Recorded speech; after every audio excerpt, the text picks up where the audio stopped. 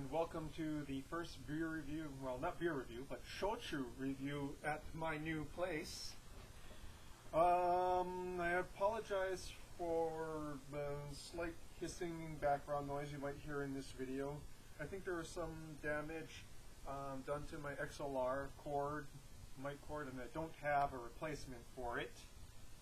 So, I'm just going to have that slight mains hum, I suppose. So, what are we reviewing tonight? Well, it's Kuro Kirishima Shochu from Japan. This is an emo jochu. As you know, I love emo jochus, made with sweet potatoes. And I have already some hot water. I went and heated this glass up already. Ooh, oh, really hot. And I'm going to make myself some oyawari, which, as you know, is 4 parts boiling water. It's not boiling anymore. And 6 parts shochu. I also have the Glencairn glass. Now, when making oyawari, always remember, pour shochu into the hot water to mix it correctly. Yes. This is how you want it. You want it still very hot. I'm also going to pour a little bit into the Glencairn glass.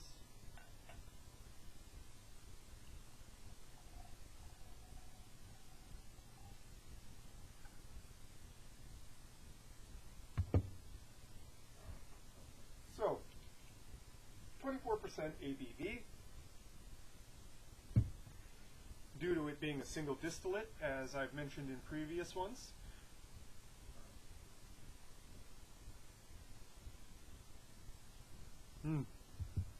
Sweet. Nutty.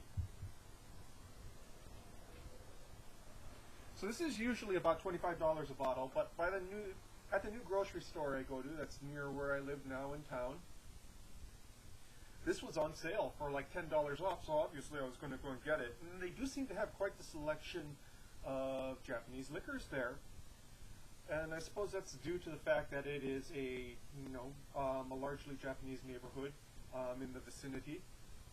So there are a lot of great Japanese products there, including my favorite, emo jochu. So this was the most expensive one they had for sale.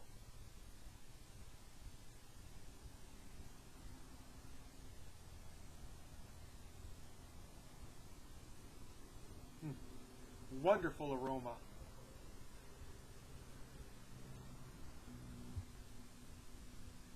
Slightly burnt sugar, honeydew melon,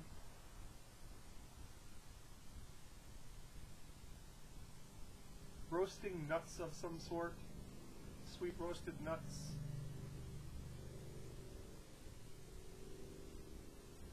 some hints of wet earth.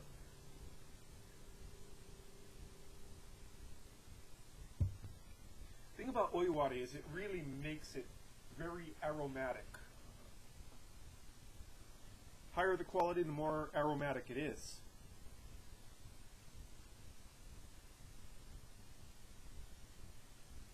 This is wonderfully complex. Let's go ahead and have a whiff of the straight stuff here. Very muted by comparison.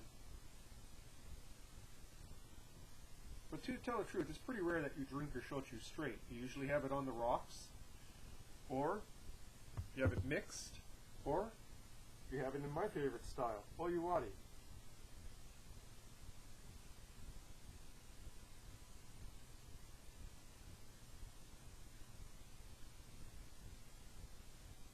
Hints of caramelized yams too, but all emo jochus have that.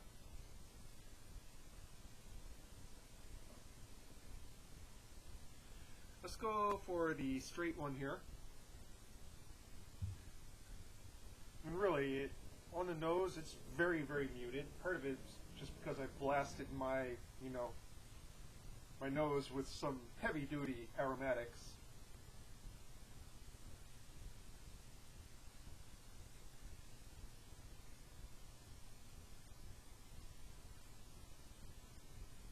Also very muted on the palate.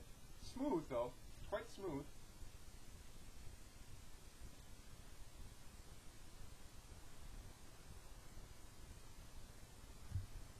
Earth in the front. Some residual sweetness in the back. Let's go to the Imojochu. I mean, the Oyuwari. Boom. Spans in all different directions.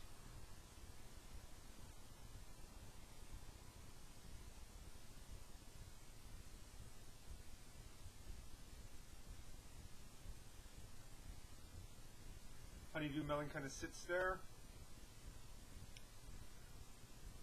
Long nuttiness in the finish.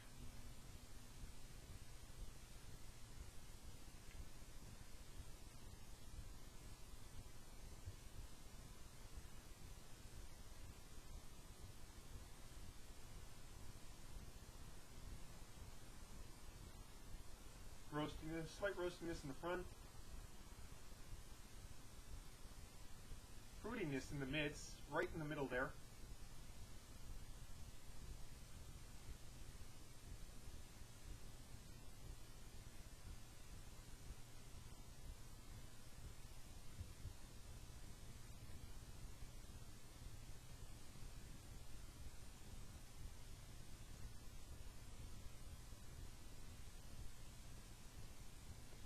Earthiness is very mellow. This is very mellow for an Imojochu. I can see why. A lot of the edges have been removed, which is fine. You're still getting a very excellent example of the style that kind of touches all the main points you want there.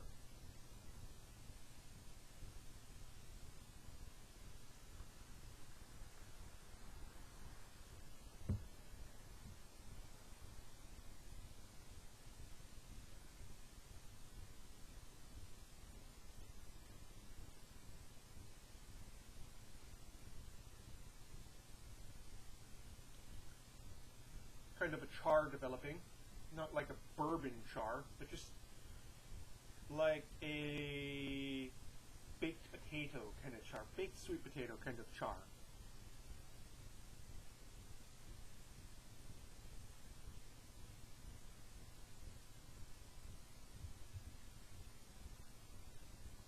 Caramelization up front.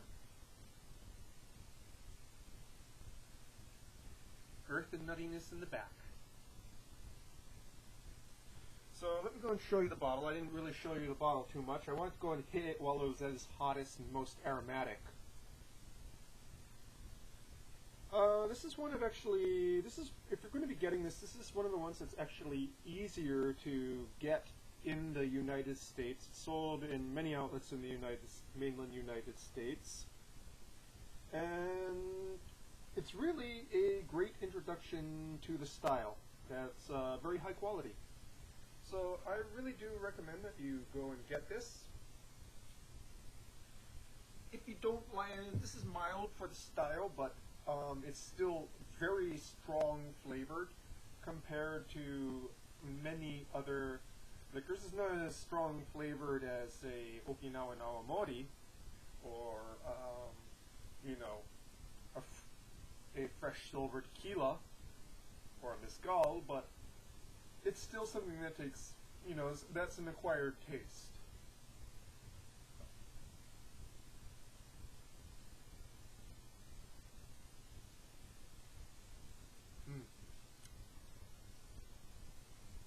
Candy. And it says on here, served at 91st Oscars Governor's Ball. I guess it was served at the Oscars.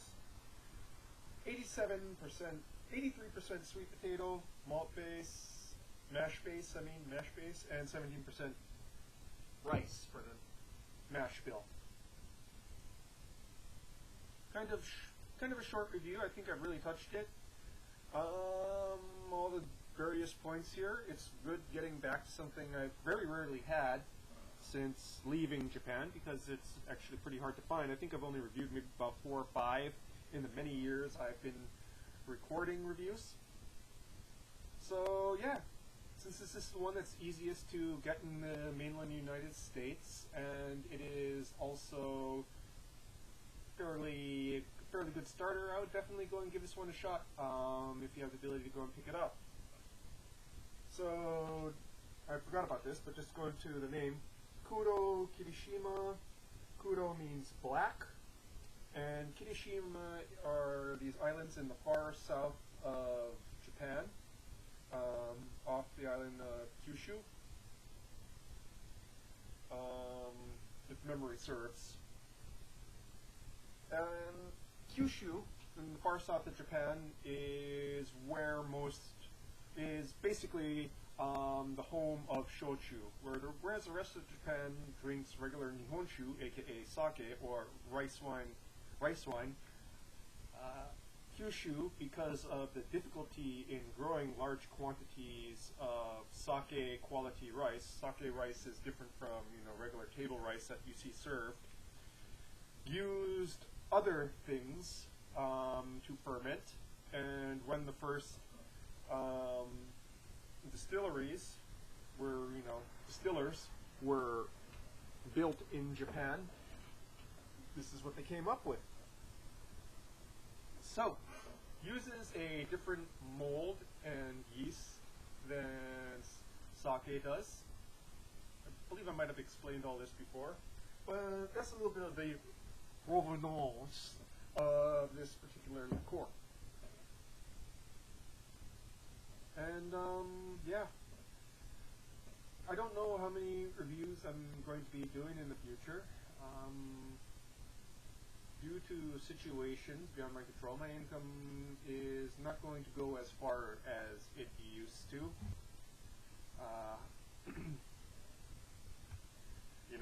Just today I learned I have to go and get a new cell phone because my battery is starting to, inflate. So like the actual plastic case has popped up, and you can see the battery inside, and it looks like it's. So, yeah. More money out the door, more problems.